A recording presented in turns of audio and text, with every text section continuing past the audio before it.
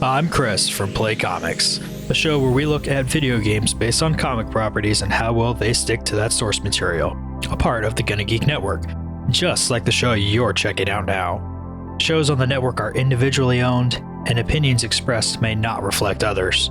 Find other astonishingly geeky shows at GonnaGeekNetwork.com. This is the official GonnaGeek.com show. Each week, we run down the latest news and happenings in the world of geek. These are your hosts for the show, Steven, Chris, and SP.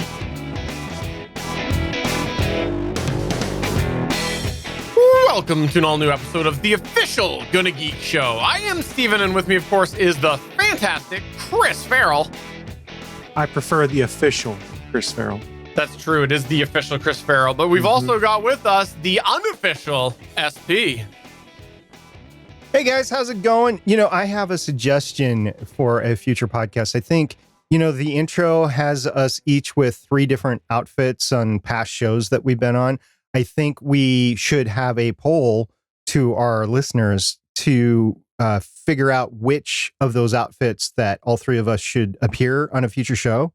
Like your pink robe, Steven, I think would be the winner for you. I have been asking for a very long time for you to please get a poll for your video that you send me, but you just keep refusing. So I'm up for this. I'm looking forward to your poll. Well, by poll, I mean like a survey. No, you locked in under the other. No, I didn't lock in. I didn't lock it in under anything. I think we should reprise our costumes in the intro. Fair enough. So am I just going to wear that then from now on? The pink house coat? Is that what's going to happen? No, just on a show. Oh, just like, a show. What is the audience favorite for a show? Okay, so a show. So is this like before B show or what? Because I think all episodes have been C shows. So we got to work our way up to the A show here. That's charitable. C show. I mean, we are D-listers for Fair sure, enough. if anything. Hey, if you didn't know this, next week we're not going to have an episode, just so everybody knows. We'll get that out here right there, right now. So this week is, soak all of this in is what I'm trying to say. Soak it all in, take it all in, because this has to hold you over for 2 weeks. Chris, I didn't know this. Did you know this? I think so. We kind of kicked it around. There was at one point in time that one of us was going to host it, and then I broke Steven's heart when I told him I didn't have any of the assets for the 2021 version of the Gonna Geek Show. That was this week, but then I ended up being able to do this week. It was always canceling next week. Okay. What exactly is in your mug? Well, some of it's coffee. Okay. So anyways, enjoy all of this fine cuisine tonight. It tastes so good.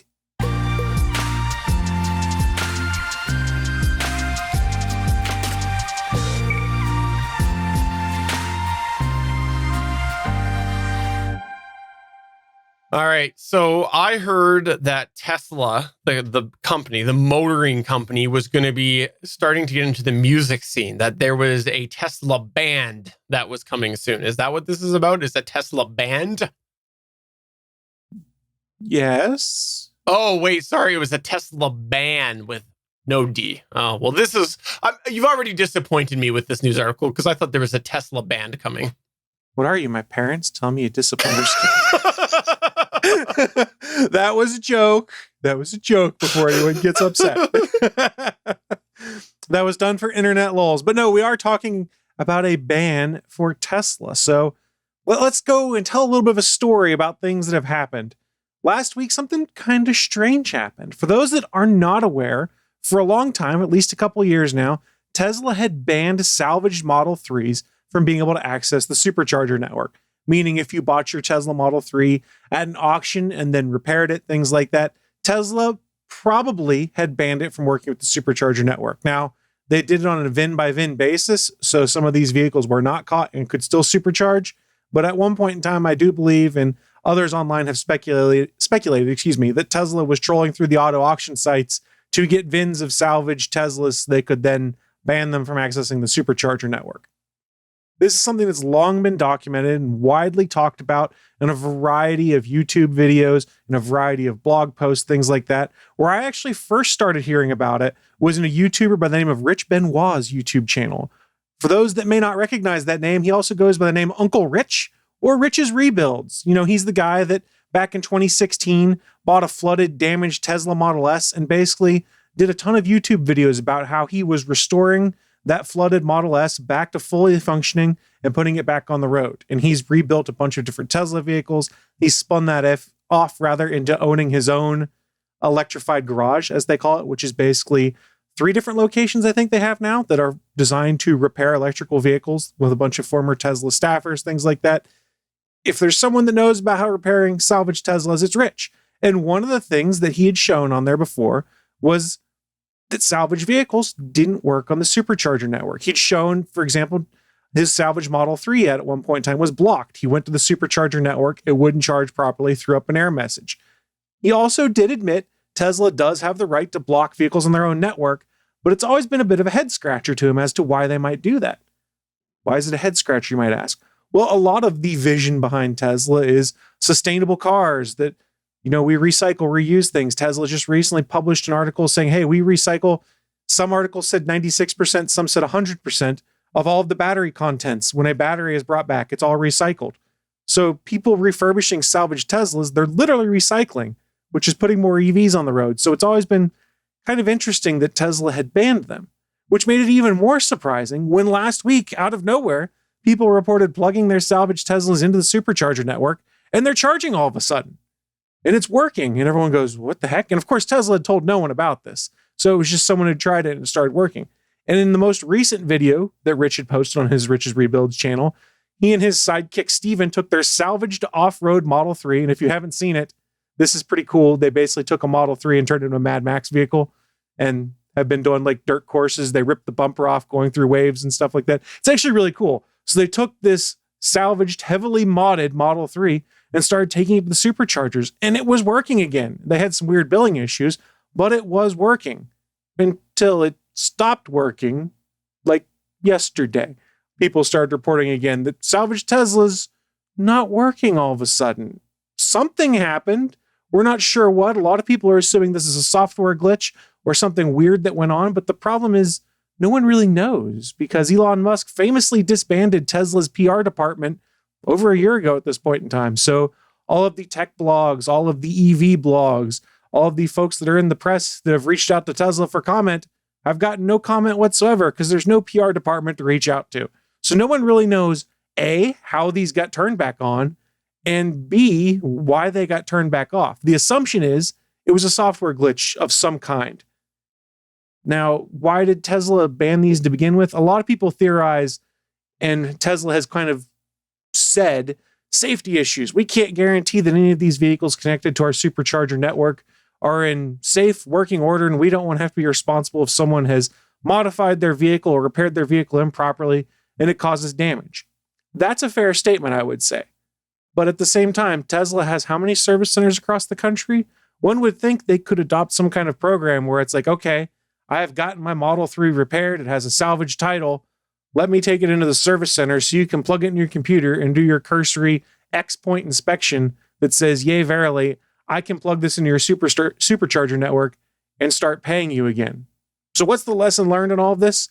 If you're considering an EV and you're considering a Tesla, be very, very careful if you're deciding to buy a salvaged Tesla, because it may have supercharger access now and it may go away, and there's really nothing you can do about it besides acknowledge the fact that you can no longer supercharge on the Tesla network. So be very careful, and we can all keep our fingers crossed, and for whatever good it'll do, that Tesla may decide at some point in time to allow you to bring your vehicle in for a health check, for lack of a better term, to get supercharger access reinstated. It's obviously something very simple to give supercharger access back to these vehicles with salvage titles, because it just happened last week and then disappeared in the blink of an eye.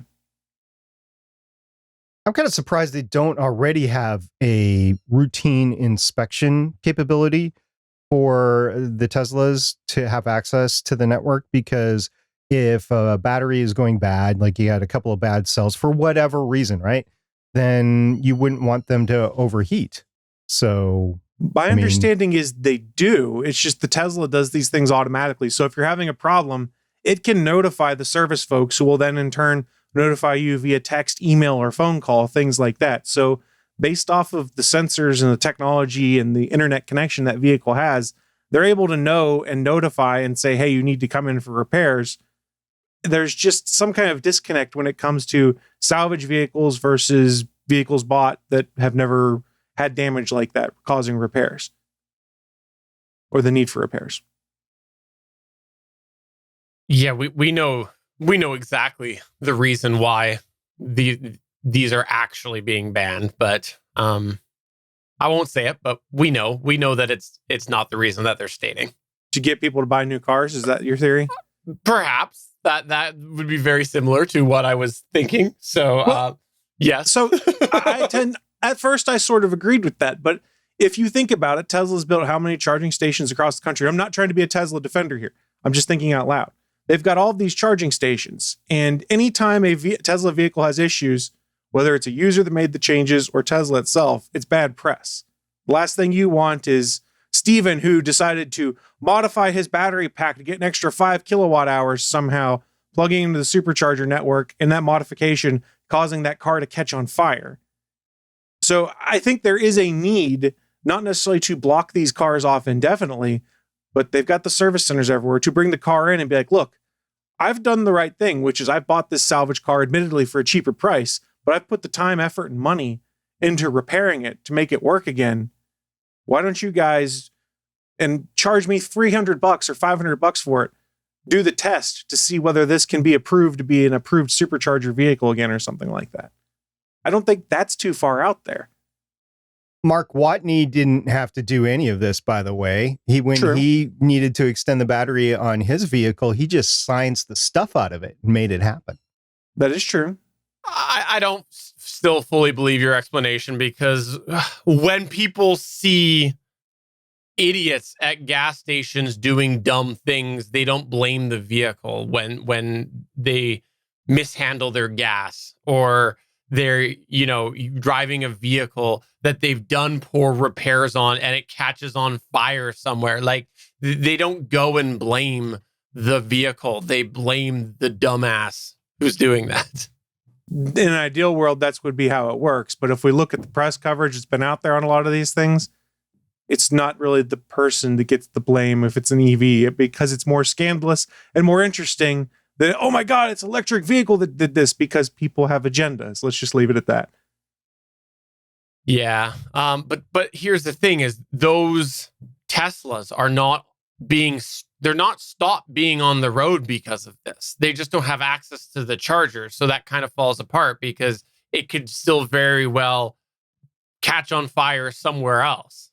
That is true, but it does limit where you can go with that. If you don't have a supercharger based off the current infrastructure that's out there, you ain't going very far, depending on where you live with an EV. But here's the thing, though. I think it depends on where you live, because I've been thinking a lot about the whole EV thing, because there has been a huge influx in EVs where I live. And I would say the majority of those are probably daily drivers. There is no supercharger. Maybe there's one somewheres near me, but they're not everybody's using this, because it's just, there is only one. If that's the case, everybody's charging at home, and these are daily drivers. And I would like to know what the percentage is of people who are actually needing these superchargers versus the percentage that are using them as their daily drivers charging at home. Because I am much more cynical than you are on this, Chris, and it's probably good that you're trying to talk me off of that cynicism ledge. I don't disagree with you that they have other intentions other than just trying to claim safety. But the thing is, make it so people can put these vehicles back on the road fully. An inspection program, something like that. These things are always connected back to the mothership. The mothership knows the status of things. They could probably do the bulk of these checks without even being in an actual shop to do battery health checks, motor health checks, things like that. There needs to be some kind of methods that you can put these cars back on the road, because we're talking about cars that the base model was like $38K when we're talking about a short range Model 3, or it might have been 34 depending on when people bought it. But it's not exactly a cheap vehicle. And as you start getting into the long range vehicles, we're talking late 40s, early 50s. So let's make it so these can stay on the road more. I've got the great solution here. You Okay. take all the salvage title vehicles and all the vehicles that have previously had battery issues, and you ship them to one location to sell really cheaply. And that location then will be the repository for all this stuff. Say like, the 1950s cars, Cuba, right? Well, for EVs that are salvaged, I think the obvious place that they need to go to is Canada. Sure, we'll take To them. Why Steven's not? house. We got lots of space so we can put them. Sure, and then if there's fires or they disrupt superchargers, whatever, that would be all on your network and not on ours. Yeah, that's fine. No, if we're seriously going to go down this path of it's not good to refurbish EVs, then that is a problem in itself on the EV market, on why it will never fully take off. You can put all the incentives you want on the EVs. You can EVs go and have you can already taken off No, but- because there's a roadster that took off into space. Fair enough. Okay, fair Sure. enough. But you can tax the heck out of gas vehicles all you want. But if in 8 years you got that first time EV buyer sitting there going, but my Cavalier lasted 15 years, that's where people will start and they'll go, you know what? I'll pay the higher taxes on the gas. Thank you very much. And that's what's going to happen because you cannot operate EVs based off of a disposable model. And so if you are at all going to try to argue that they shouldn't be refurbished, then you are fitting a square peg into a round hole, the round hole being many, many, many decades worth of modern automobile history where people can go and they can do work on their vehicles and they can make Hold that on. crappy Cavalier run an extra 50,000 kilometers. Salvage title is different than repairing a vehicle. Right. And there's a we're huge talking about market. salvage titles in this scenario here. Same thing. Lots of people do salvage work because they're people that are, they're either body people or they have a business based off of it. There's a good market in that. And so I think that And let me preempt you here. Some of these problems we're having with salvage title EVs will probably go away as they become more prevalent, because part of the reason they're being basically written off is because the cost to repair is so high because of part scarcity and there not being a bunch of people who do work on these. So in some cases, it's just a bunch of body damage, but they go and look at what needs to be done and go, oh, that's 40% the value of the car. Trash it. And things like Right. that. Like, that's why Rich's electrified garage they've put together is such an interesting use case, because they're existing outside of Tesla's network doing non-Tesla approved fixes in different ways. There was a video they just put out a month ago or so where they fixed a battery pack that Tesla said would need to be replaced completely by replacing a plastic nipple on it. Because the way Tesla's part pieces worked, it was, oh, you can't just buy this individual part to do it, which is something they need to change and evolve out. Meanwhile, they took an electrified garage. It cost $750, most of which was transportation, to take the vehicle there and replace the coolant line and the broken nipple on it. So there are things that need to shake out that are probably not right yet. But this salvage title problem may go away in part because not as many vehicles are going to be considered scrapped as more are put on the road, and there are more opportunities for repair, is my understanding. Could you imagine the cars on a show like, not the actual show, but a show like the Dukes of Hazzards that was a bunch of EVs, and how many times those cars were jumped and ruined and then rebuilt and then jumped again and then ruined and then rebuilt and jumped again and ruined and could you imagine that? Like, Tesla would be like, no, that battery's going to explode. By the way, Stephen, you mentioned a Cavalier that lasted 15 years, and that got me into thinking, when's the last time I saw a Cavalier? So I went to the Holder of All Knowledge Wikipedia here, and the production of Cavaliers ended in 2005. So if the Cavalier lasted 15 years, it would have ended in 2020. However, there was a version, not the same Cavalier, there was a version of Cavalier that was reintroduced in China in 2016. And the body that was the Cavalier was renamed the Mazda, not Mazda, Monza, and started production in Mexico in 2022. So apparently the ghost of the Cavalier lives on, but the latest Cavaliers that were produced was 2005. So 15-year Cavalier would have been 2000, and I'm glad I don't see them on the road anymore. There's still some around here. I owned one at one point in my life, and I bought it with a fair amount of mileage on it, and I traded it in with an even higher amount of mileage. And I wish I could find the paperwork because I want to say that I pushed 300. I want to say on it, but and that's kilometers, by the way. But so like what is that? 110,000 miles? It was like 300 kilometers or 300 miles. That's what it was. Oh, okay. You drop a zero, a couple zeros, but no, Makes sense. All right, let's put aside the EV argument and talk about spacesuits because that seems like a natural progression from EVs. You just couldn't find a good segue there. So you kept the segment going so long that you're like, okay, finally we need to. You know what's been banned? Spacesuits, potentially. Oh, yeah. Well, it hasn't been banned, but they're definitely delayed. And you're like, what? Spacesuits delayed? We've had spacesuits since the 50s. Well, yes, we have.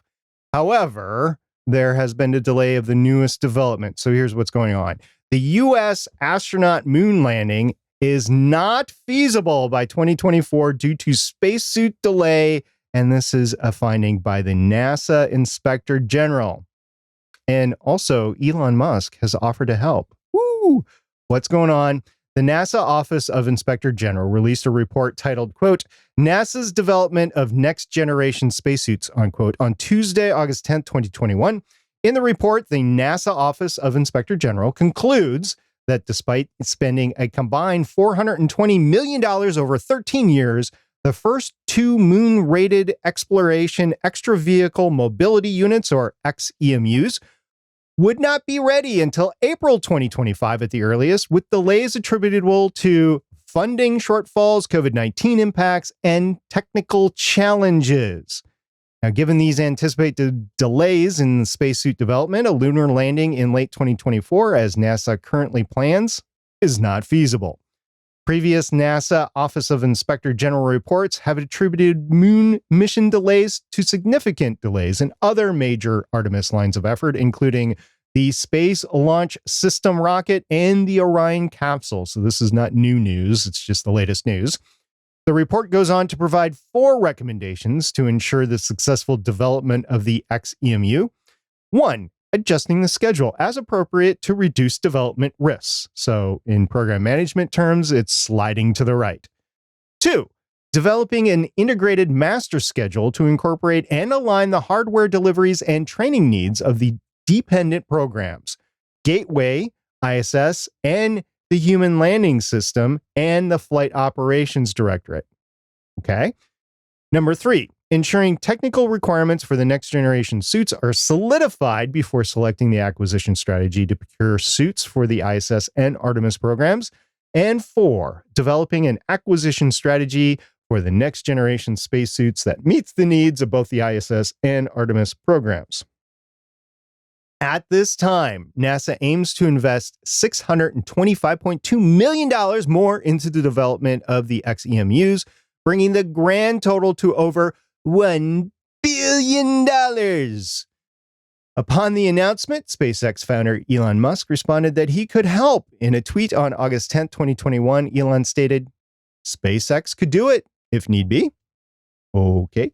It's not clear exactly what that meant, but it would be interesting to see if collaboration will result in a possible shortened program with less risk. Until then, it's a wait and see game with NASA on when a confirmation of a lunar landing date will be.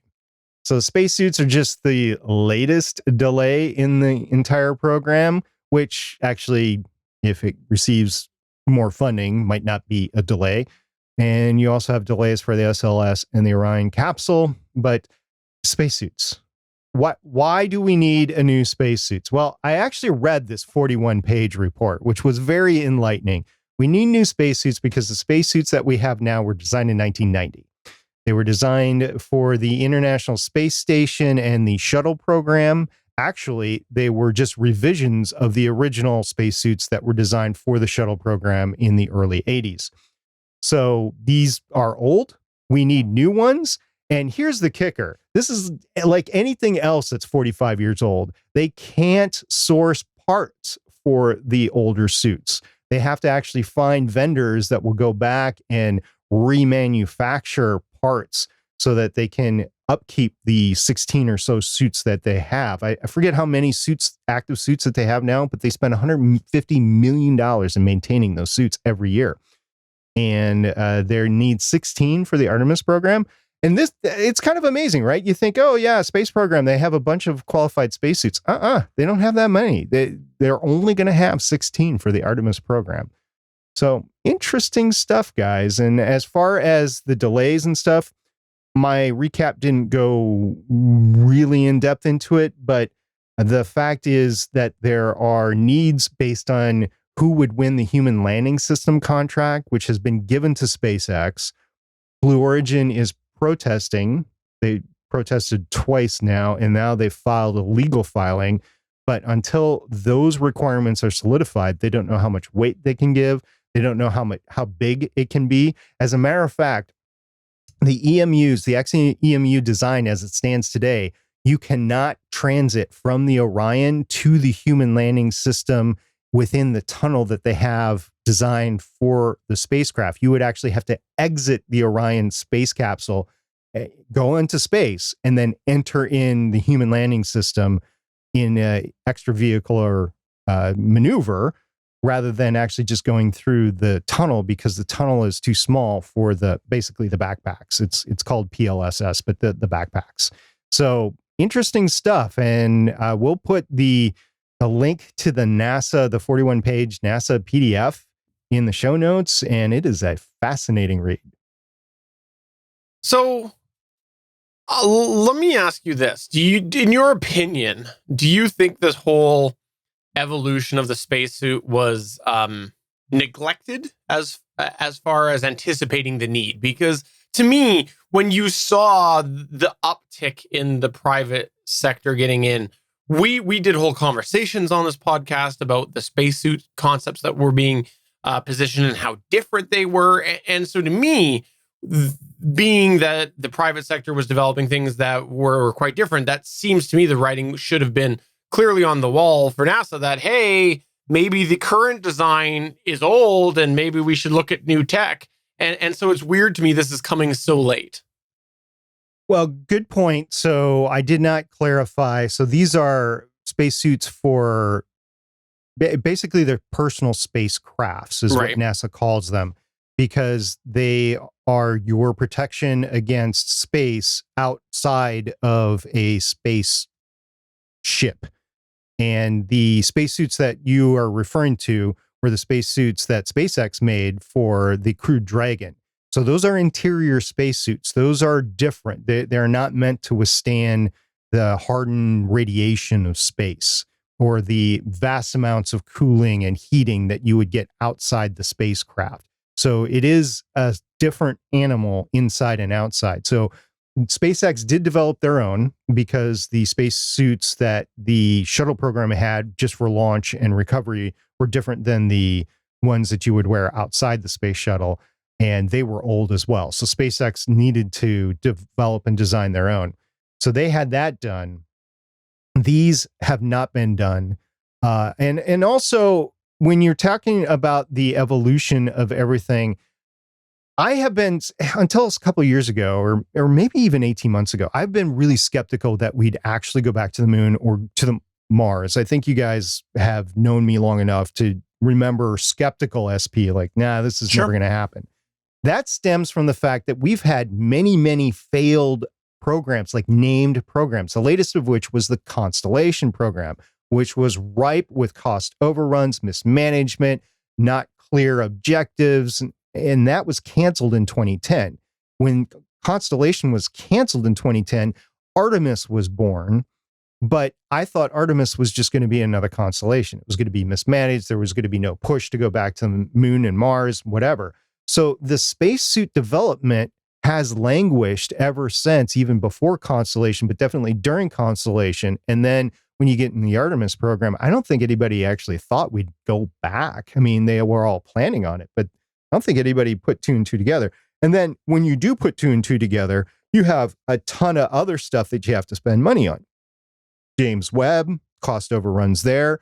Other space exploration that's unmanned, they generally have cost overruns. So that money has to come from somewhere, right? Hubble repairs. Well, that happened at some point. No. He said that James Webb took all of the money. This is why we should be spending money on the Hubble. That's what he said. I was saying unexpected expenses being Hubble repairs, but okay. He said it. He said that James Webb was single-handedly responsible for not developing new space suits. Words in my mouth. That's not why I wasn't bringing this up for a gag, but I imagine the time they've had to spend in repairing that has not been cheap. No, I mean, it's been a while. The shuttle was the last time we were up at the Hubble to actually insert new hardware. So it's been a while, but that's my point. It's been a while. We were without a way to launch humans into space for a decade. I mean, that was money that NASA was spending on the commercial startups of Boeing, which we'll talk about in a second, and SpaceX with the Crew Dragon. So they've had money going every which way, and they're trying to keep the International Space Station going. So they're giving money to Russia for rides and cargo and stuff like that. So this is not a free program. They're spending money here and spending American tax dollars actually to make this stuff happen. So it doesn't surprise me that they didn't have enough to get to where they needed to by the stated date of 2024. I think if you want to just go back and play the what if politics, if President Trump was still president for these 4 years, for this 4-year term, he wouldn't have made it a stated goal of being in office when the Artemis went back to the moon, just because of all these delays.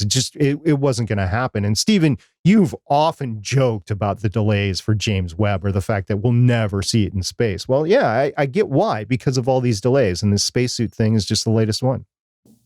Well, I look forward to whatever SP Space Suit Symposium cooks up to sell. I'm sure you're going to have something like that soon. I like the alliteration. Why not? We can make hundreds of millions of dollars and not have to deliver anything. I want in on this. Where do I sign up for this? Give me free money, please. NASA RFIs, just reply to them. I'm going to reply to them all saying, give me free money. I work for Stephen.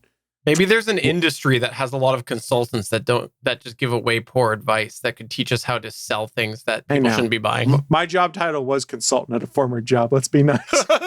I think he's talking about podcast consultants, Chris, though. I said an industry. I said I wish there was an industry. Okay. I never specified. Stephen, my suggestion to you is make sure you get an RSS feed. Everything's about the RSS feed. Nothing else matters. You need a website with backlinks. And you got to make sure there's animated GIFs on there. And I said GIF, not GIF. It's a GIF. Fight anyone that says otherwise. I agree. It's a GIF. You don't GIF somebody at present. All right. Let's go ahead and move.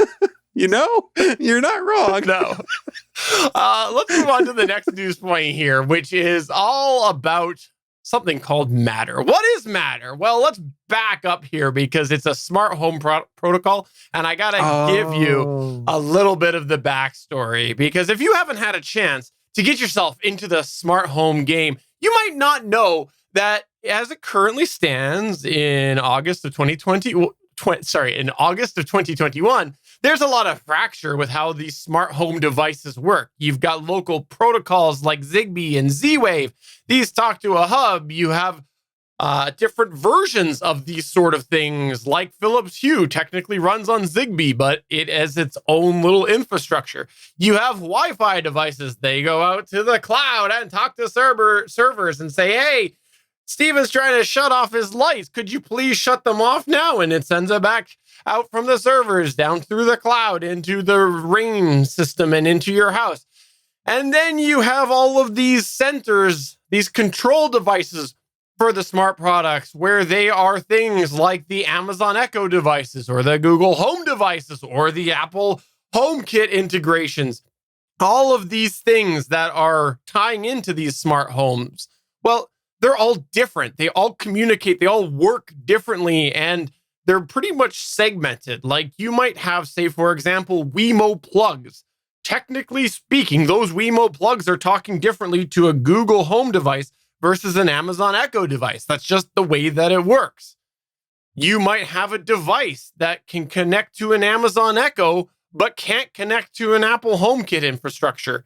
You have all of these differences. Well, here's the thing. A couple of years ago, there was a big movement to create a new standard and an open source standard at that would help ensure cross-compatibility of these devices across a standardized protocol.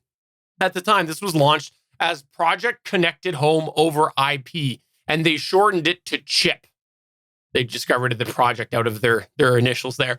But why did this project at all seem promising? Because there are lots of things that people make in the tech world that go nowhere. Well, this is because the founding members of Project Connected Home over IP included Google, Amazon, Apple, and even the Zigbee Alliance, which is the de facto organization that stood for Zigbee protocols. That's a lot of big players at the game in the current smart home world. Since launch, many others have also got involved. And last year, it was announced that they would change the name from CHIP to Matter.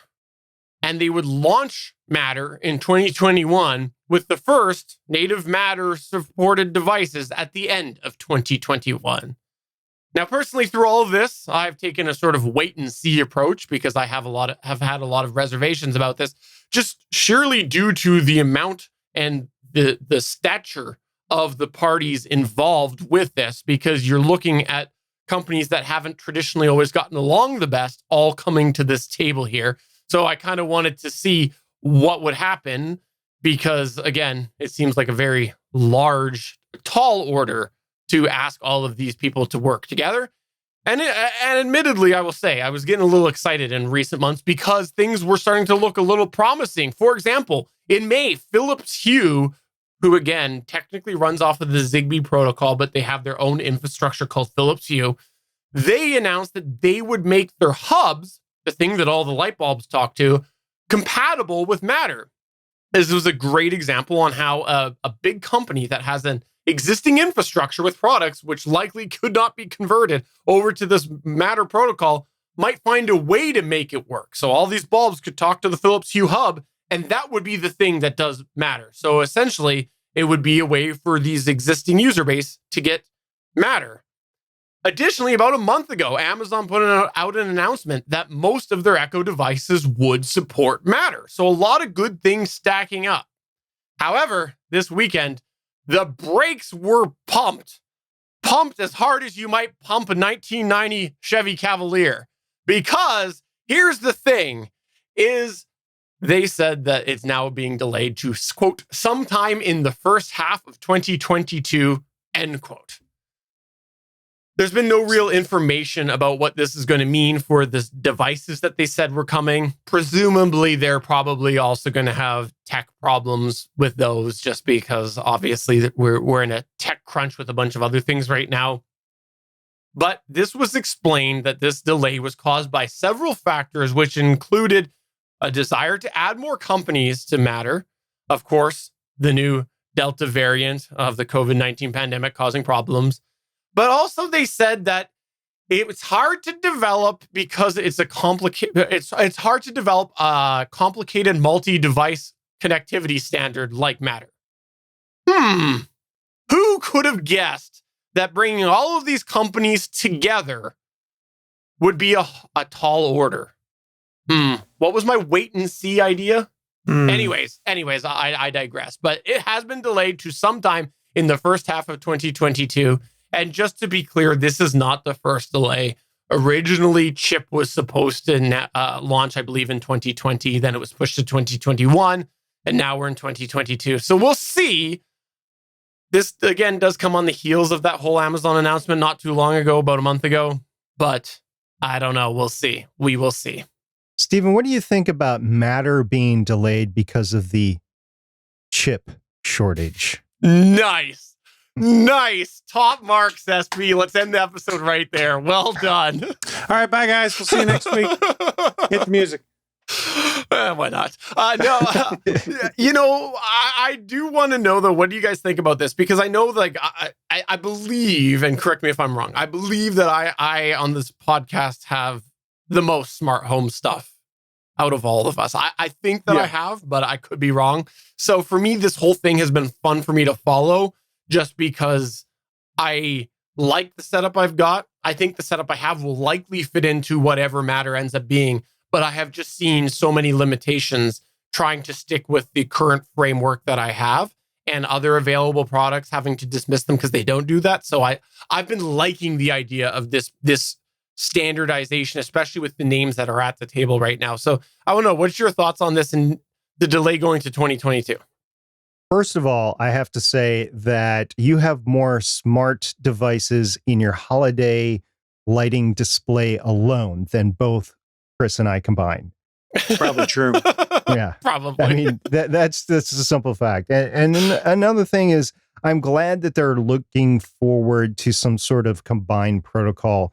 I think it's going to be necessary as we go forward, because you're going to need a way for all this stuff to communicate as you go forward to a true combined household. It's just so divided right now that I have to have things on different networks or different apps in order to use everything. And I would prefer just, even if it was semi-functional, I would just prefer one app to be able to control them all. And if it's this chip protocol, Matter protocol, whatever you want to call it, I am 100% behind it. I didn't really understand it until recently, and definitely after you posted this story, I did a lot of research into it. And I know it's going to be delayed, and it's probably delayed for all the good reasons, as a lot of the tech stuff has been delayed over the last 18 months. But I think once it finally hits, if it can be sustained, then it will be amazing for the industry.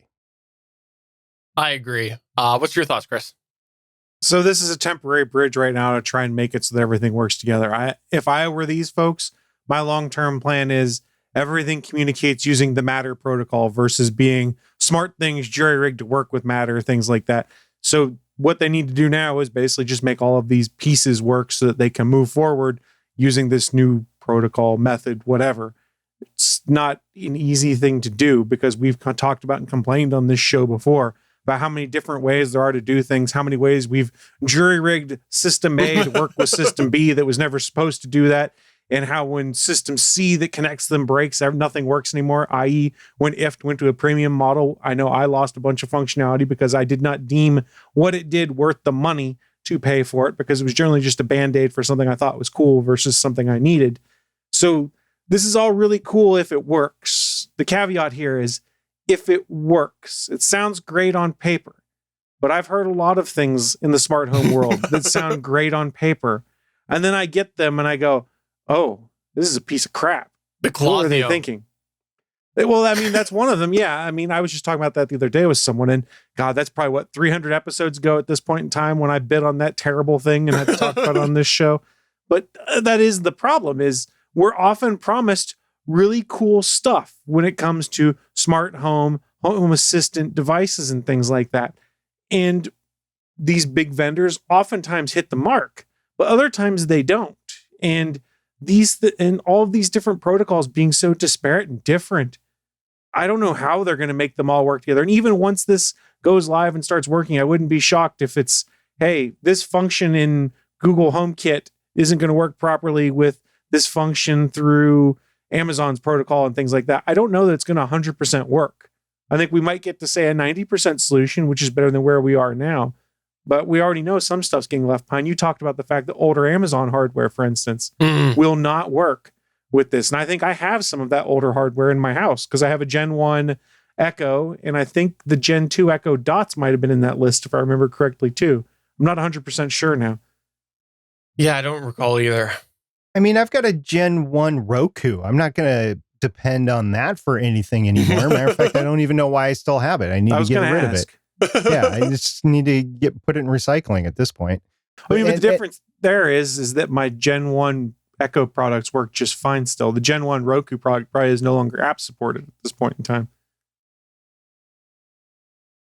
Well, I look forward to seeing if this actually comes out next year or there is another delay. Slide right. Push it to the right. All right. So this next news article here, I understand that you're making a pork and you're going to get it from the South. Is that right? Ooh, Are you smoking something? Ooh, I wish I had a smoker. My buddy Wayne has a smoker, and he sends me photos all the time of the stuff he smokes. And it makes me really jealous because he'll get something and smoke it for 12 hours, be like, look at this. And I go, I got lots yes. of friends that smoke things for 12 hours, but we might be talking different things here. Yeah, It's legal there, Stephen. It's legal there. We are not talking about South Pork. We are talking about South Park. So this is a cool story that came from probably about 10 days ago at this point, but I did want to talk about it because if you're paying attention to pop culture and animation and things like that, this is pretty neat. And I don't know if you all had seen, but the Comedy Central and Paramount had signed Trey Parker and Matt Stone, the creators of South Park, to do another 6 seasons of South Park, meaning it'll be up to season 30 when this deal runs out, in addition to 14 original made-for-streaming movies featuring all of the characters from South Park that will be exclusive to Paramount Plus. Why is this interesting? Well, the home of South Park's back catalog is HBO Max, but the home of these movies is going to be Paramount Plus, and this makes my brain hurt.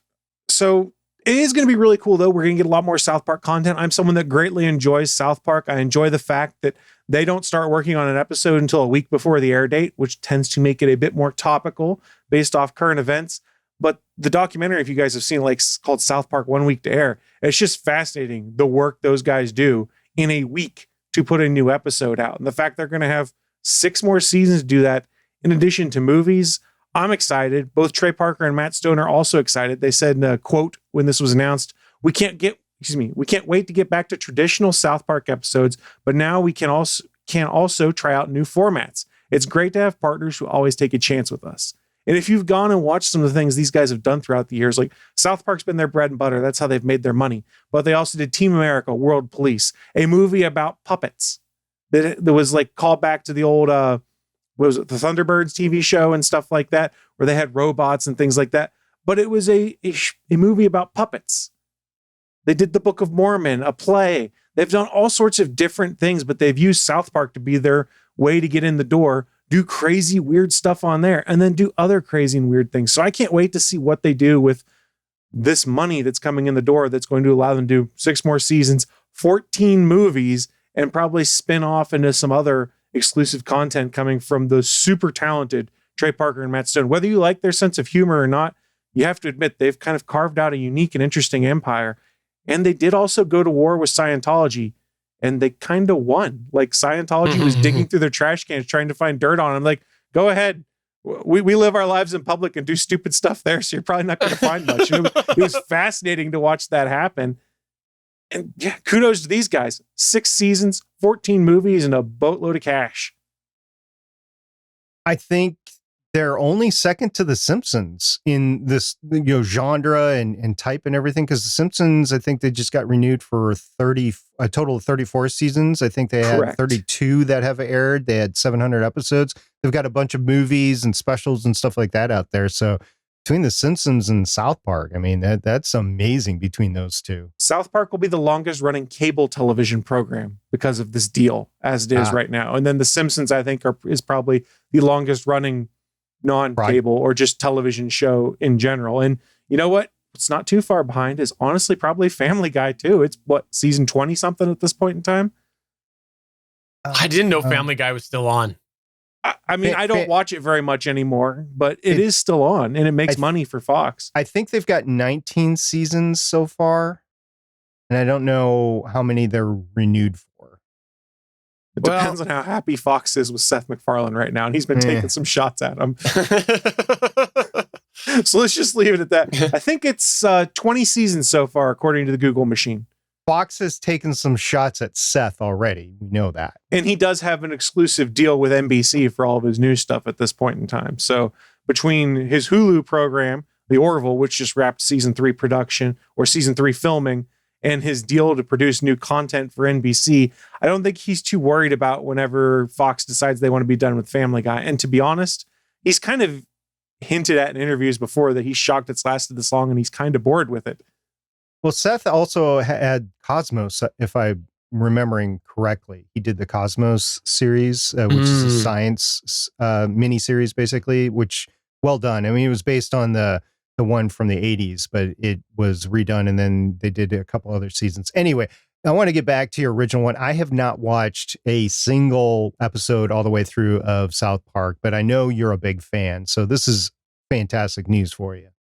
Yeah, I'm super excited. And they do a very good job of taking current events and playing both sides of opinion, basically, to point out the ridiculousness that everyone has on it and then make a gag out of it. I enjoy it. It's fun. And we kind of need it sometimes based off of a varying amount of world events. Please don't read this in as politics. It could be global warming. It could be any of these things. South Park takes shots at everything. Nobody is safe. And that's what's so fun about it to me. They haven't taken a shot at us yet.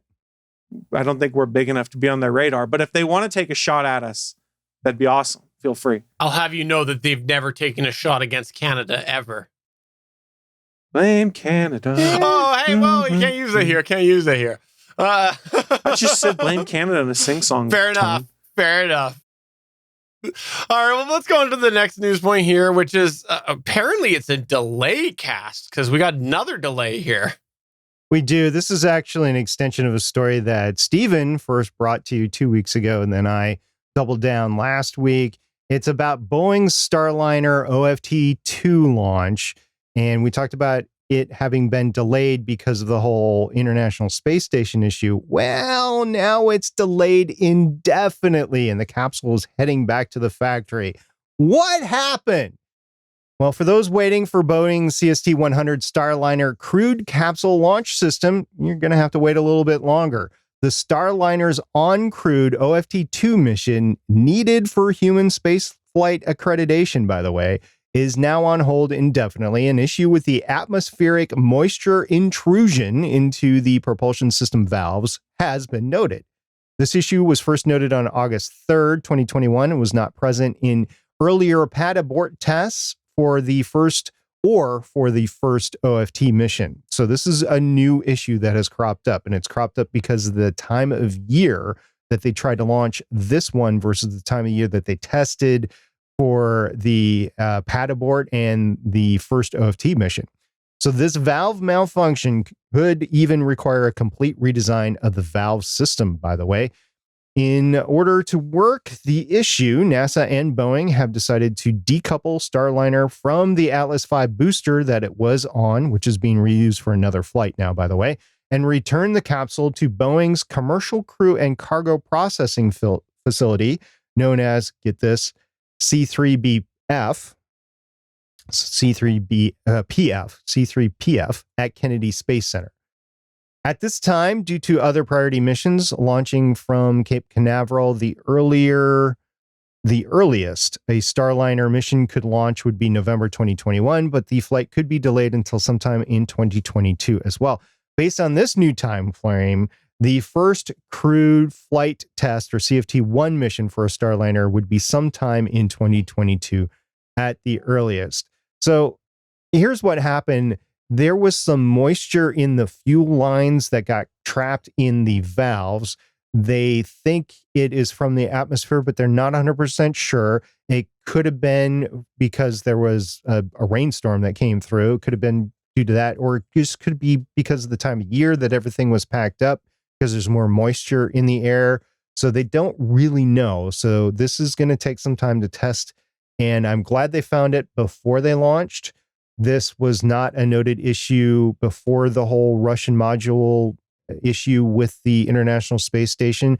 Because it sat out in the weather a little bit longer, this became an issue. And I'm, like I said, I'm glad they found it now versus in the future when you're actually trying to launch people into space. So good on finding this, and then they will undoubtedly have a solution. Don't know when that's going to come or what that's going to entail. Both NASA and Boeing have both said they have full confidence in the team and the hardware and that they will work the issue. So guys, this is an unfortunate issue for Boeing, but good on NASA that they actually have SpaceX and Crew Dragon. So we can still go back and forth to the International Space Station without having to depend on the Russians or Chinese or whoever else has a rated crewed capsule, human crewed capsule now. So I'm looking forward to finding out what's going on and then moving ahead. That said, Boeing And we've talked about Boeing quite a bit on this podcast. You know, the whole MH370 thing, we don't know what happened with that. It could have been a malfunctional electrical malfunction on the 777. We don't know. There was the 737 MAX issue. There was this issue with the OFT-2 mission. There was the OFT-1 failed mission. Boeing and Boeing Space, really, they just have not had a lot of luck lately. And they're going to need a win here. They honestly are. This is a make or break for Boeing, in my opinion, before confidence starts to radically break in Boeing's capability to provide safe air and space travel. If I were a stockholder, I'd have concerns right now. Let's just leave it at that. Between the myriad of things you just listed and this on top of that, I would have concerns. That is what I mentioned in our Discord server. And I also put a disclaimer that I don't own any Boeing stock outright. And I should have put in that disclaimer. I have funds that might have Boeing stock in it, but it's when you have a mutual fund, you don't really buy it because of the big stock in it. Yeah, I'm in the same boat. I also probably have mutual funds with it, but I, as far as I know, do not directly own any Boeing stocks. This is just me commenting from the peanut gallery going, I'd feel very uncomfortable. Yeah, me too. So do you think this was a good thing then that the delay happened? I think it's good in the long term. So take the shuttle program, for instance, right? So you had the whole Challenger issue where they tried to launch it when it was too cold. It was a different weather environment that they launched it in. And the engineers said, okay, but it was never tested, right? And then you end up with the big explosion. This way, you're not going to get that big explosion. You're going to work the problem, you're going to fix the issue, and you're going to move ahead. So from that perspective, it's a good thing, especially when you're talking about a system that's going to take humans into space. It's a bad thing because you've gotten this far. This was supposed to be your crowning achievement before you actually put humans in space. And they find such a huge problem that 13 of the valves don't work. So that's bad. But it's good that they found out before they put a person on the rocket. Yeah, that's... I think you summarized it perfectly with if I was a stockholder, I'd be concerned for sure. Someone's going to get fired. That's all I know. Someone's going to get fired. Probably, yeah. Probably more than one of them. And you know who might get fired? A designer at Twitter. Ha! Segue! You're welcome. Thank you. If you didn't notice this past weekend, Twitter made some changes to what you were seeing on the Twitter sphere. They released some new designs and... Did we get our edit button finally? No, we didn't get our edit button. No, but... Do you want an edit button? I could put an edit button in there. It's not going to do anything. Sometimes, like when I make a dumb misspelling, I have to go back and look at it and go, ugh. You know what? Actually, Let's take a sidebar here because current messengers, current social media platforms, all should have edit buttons. And it's not that hard to have edit history. It's like, I get back in the day before it was easy to show edit histories. You didn't necessarily want people to going on putting something out there and then changing and going, ha, look at you. You liked my tweet, which is not what it originally was. But we have edit histories now. And this annoys the heck out of me because I am terrible at proofreading, but I actually am pretty good at grammar overall. Like I am somebody that recognizes when people use the wrong there or there. I recognize when people make those typos, but I tend to do it really quick in a just off the cuff message. And then just like seconds later, I'm just like, oh, I should have actually read what I wrote before I hit send because I would have seen that I just clearly typed the wrong one. So it irritates me when I'm using a messaging service. And then it's like, okay, I could go, some of them you can go and you could delete them, but then it's like, Steven has deleted a message. And then they're like, what'd you do? Just send me that picture you didn't mean to send me? And all these other comments come. So, I agree. Edit buttons should definitely exist. Did you send a Richard picture? No, I did not send a Richard picture. Okay, I'm just checking. So what does Twitter have for us? Oh, right. We were doing a news story about Twitter. I forgot about that. Pain. That's what they have for us. They have lots of Richard pictures, too. Probably. No, Twitter they rolled out some design changes. That's what they did. They rolled out some design changes, a new font, and apparently it didn't go over well for some pretty good reasons. And so they announced, quote, we're making contrast changes on all buttons to make them easier on the eyes because you told us the new look is uncomfortable for people with sensory sensitivities. We're listening and iterating is what they said, end quote. Now, here's the thing is, though, they reverted a bunch of things, and that's just because it really didn't go over well.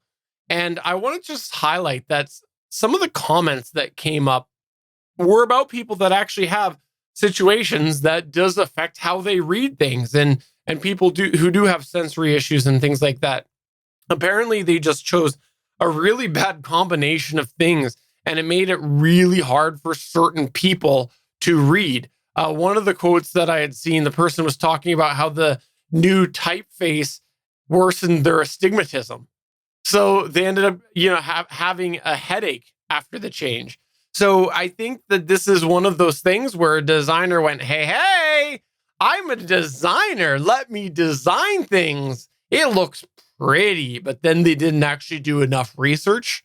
Kind of like Google should have done some bloody research when they went and they redesigned all of their icons. And at first glance, now they look exactly the same because they use the exact same layout and the exact same coloring. And they completely screwed the pooch on those. Again, I digress. Sat in like 2 days. I digress. But it's branding. It's true. So anyways, Twitter made some changes and then changed back. And we'll see where it lands at the end. But I wanted to mention it. Wonder if this headache is because the user was actually reading their feed for a while. First time in a while. Twitter does give people a lot of headaches. I mean, I hate the fact that if you haven't used an account in a couple of days, it sends you a recommendation. This is if you're using the official Twitter app, right? I'm like, no, I can't. And you can't turn it off. So all you can do is say, I don't want to see more of these. But then they just pick another category to send it to you. So Twitter, you suck. I'm not gonna argue with on that. I'll be honest, I don't use the official Twitter clients, so I wouldn't have noticed. The only time I go to the actual twitter.com is when we're doing this show, so I can bring up Twitter for any show interactions going on. Otherwise, if I'm on my iPad, I'm using Tweetbot. If I'm on my phone, I use Talon for Android, I think it is, because I prefer the third-party apps because they let me control better what it looks like and what it does. So, Chris, you are what is known as a Twitter elitist. Yeah, because Twitter's native app sucks. Okay, you brought up Talon. Here's the thing that I want to do a big Gonna Geek show callback here. I never could get over the fact that they made that bug that you talked about many, many years ago where it ended up downloading everybody's timeline over mobile data. I never could get over that. And so I actually, after that story, I left it on there for a long time, disabled a whole bunch of the things to make sure it would never happen. But I never got back into my workflow because I was afraid. And then I just deleted it one day. Well, I will say this. There are a variety of other Android Twitter apps that are out there. And just don't use the regular Twitter app. It sucks. The only thing it's good for is group DMs because you can't do group DMs in third-party Twitter clients because Twitter locked that part of the API away so people can't get to it. Fair enough. So there you go. That's your news for this week. Hopefully it'll hold you over for an extra week. If you want to chat with us in between, why don't you come over to our Discord? It's gonnageek.com/Discord. We'd love to have you come over and join us there and chat with us because a lot of these things that we talk about on here, somewhere along the week get mentioned. Sometimes it's after we record, sometimes it's before. And there's lots of chatter that happens in our Discord server about these things. And guess what? A lot of times people disagree with our opinions. So we would love if you would come over and chat with us over there. Give us your take on these things. Let us know. And hey, maybe you got something cool that you think we'd be interested in talking about on the next episode of the Gonna Geek Show. Have some fun over there. We talk geek stuff. Everything's geek stuff, but we talk tech stuff. We talk gaming stuff. We talk space stuff. We even have a memes channel over there. And sometimes, if you're lucky, you can just see SP go in there and he will give you a unique locker code that you have to make a destination trip to find the locker, enter the code, and in there is a key that you have to go across the country again. You have to go and find a hidden time capsule. And if you open that time capsule, you will find the clue to where you can find a lock of SP's hair. Sometimes that happens in the Discord server. That's very, very rare indeed. Not as rare as Chris, but it's very rare. It'd be a lock of beard hair because there ain't much hair left on the top of my head. Fair enough. Yeah, it all migrated to my face. Is there anything that either of you would like to plug or promote? So I talked about last week that we had David Pepose on All Things Good and Nerdy to talk about his Kickstarter for the OZ issue number 2. That Kickstarter officially started today on August 16th as we are discussing this. And the last I had checked, I hadn't had a chance to back it yet, but that's okay because it's already met double its goal in less than a day. So yeah, congratulations to David. And if you would be interested in a comic that's kind of a modern riff on the Wizard of Oz, where they are in the occupied zone, I strongly encourage you to go check that out. You can find that on the All Things Good and Nerdy RSS feed, more details on that, and an interview with David where he describes the project. It's fantastic. David's a really cool guy. Congratulations to him for that great success of, again, being funded in less than a day. What's this RSS feed you speak about? It's a Riz feed. That's what I like to A call Riz feed. it. A Riz feed. Do I get that through my Spotify? It's a really smart syndicator is what I call it. Okay, a really smart syndicator. Mhm. Is this to do with my smart home? Yeah, you hook it into HomeKit, which then hooks into Amazon Voice Services. And then if you get IFT, you can hook it into Google Assistant, and then you can tell it to do all sorts of crazy things. It's awesome. You're going to love it. I guarantee it. Oh, that sounds pretty cool. I should check this out. And It matters a lot, Stephen. where do I buy this from? StephenCast.com. Okay, so StephenCast.com, and that's where I get this for my smart I don't home. know if I own that still, so you might not want to go there. You can try Stargate Pioneer.space. Oh, okay. Well, we'll give that a try as well. It's also at nerds.live and geeks.live. You can find it there. All right. SP, is there anything that you would like to plug or promote? Yeah, we're having a really good time over on Better Podcast, but what I really want to promote is over on Legends of S.H.I.E.L.D., we're going down What If, and I didn't realize how much fun I would have just watching a What If episode. For those that don't know, What If is just an alternate possibility. It didn't really happen, but it's just an alternate, hey, if something different happens, how that would pan out. And it was a fun watch, and we had fun talking about it on Legends of S.H.I.E.L.D., and then we'll have fun talking about this next one because it's going to deal with T'Challa as Star-Lord. And it's Chadwick Boseman's last appearance in the MCU. It is Yeah. actually Chadwick Boseman's voice. Yes, they recorded it before his death. Because those of you who don't know, What If is a cartoon. I will wait and see how I feel about next episode. So far, not looking like my cup of tea overall. Did you enjoy? You're a comic guy, Stephen. We know that Yes. because you used to do a comic podcast. Yes. Did you enjoy the books that Marvel put out, the What If titles that would be like Never got a one into shot? them, no. Okay. See, I loved those. Like, I loved all the different What If, Elseworld kind of. DC called them Elseworlds, where it was outside of canon and they put a weird twist on things. That's just a ton of fun to me, imagining what they could do differently when not constrained by canon. So for me, the What If stuff is a ton of fun because we're going to play in this sandbox because the consequences don't really matter. We can do some really weird stuff. I almost said a different word. my reservations right now are the I'm gonna say quality of animation. I feel like it's lacking. Fair. It is an odd animation style in comparison to some other ones. It reminded me of the Titan AE animation, which was hand-drawn versus computer generated. So it's just what it reminded me of. And also, so this first episode did a lot of cliche things that you would think you would have in a What If story, and I don't want cliche. I think there is a different sandbox for them to play in. So, well, let me put it this way: the individual Captain Carter, Captain Carter is the one character, one storyline that they are bringing over into season 2. So you can treat this kind of like Captain America: The First Avenger, where it was like, okay, we see where Captain America came from, but then you got boom the rest of the MCU with him, and it was great, right? So this probably same thing. Stephen, did you enjoy the Marvel Zombies comic books? No. Then there's an episode you're going to hate. Okay. Also, I would rather it have been live action, but I get why they didn't do it. Yeah. Good luck getting those folks to come back for live action right now. Yeah.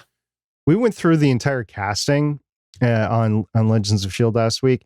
And one of the things that I did is I mentioned what everybody was known for outside of the MCU. So I didn't mention any of their Marvel stuff. So you might recognize, what was it, Samuel L. Jackson. So you might recognize Samuel L. Jackson as Mace Windu from Star Wars, stuff like that. Snakes on this expletive plane. Yeah, we went over that. And of course, his big movies that made him and stuff. So yeah, so I did that with everybody. And it was just a lot of fun. Cool. It was a lot of work for me to put together beforehand, but it was a lot of fun. Well, I'll see. Like I said, I'm not going to judge it too hard yet. I'll give it at least another episode, but that's where I'm kind of feeling right now. But in any case, Legends of S.H.I.E.L.D., yeah, I have to say, I've talked about some of the things I haven't liked about everything outside of WandaVision, and Legends of S.H.I.E.L.D., though, has been that nice relief because it gives me something enjoyable, even in situations that I haven't been enjoying the source material. So, well, thanks. So for episode number 388 of the Official Gonna Geek Show, I'm Stephen John Drew saying I look forward to the next segment, which is SP's Spacesuit Symposium.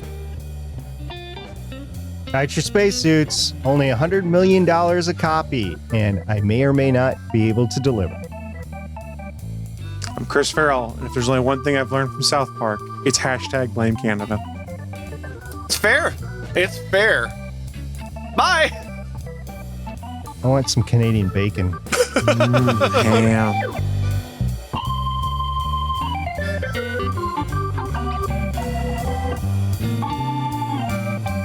Thanks for checking out another episode of the official GonnaGeek.com show. If you like the show, please give us a 5-star review in Apple Podcasts or a thumbs up on YouTube. You can always join us for our live recording sessions, which stream Mondays at 8:45 p.m. Eastern at www.geeks.live. And remember, you can find our full back catalog at GonnaGeek.com/show. If you're itching for more geeky content, check out other shows on GonnaGeekNetwork.com. Voice work was by Emily Prokop of the Story Behind podcast. That's it for this episode. We hope to see you back again next week.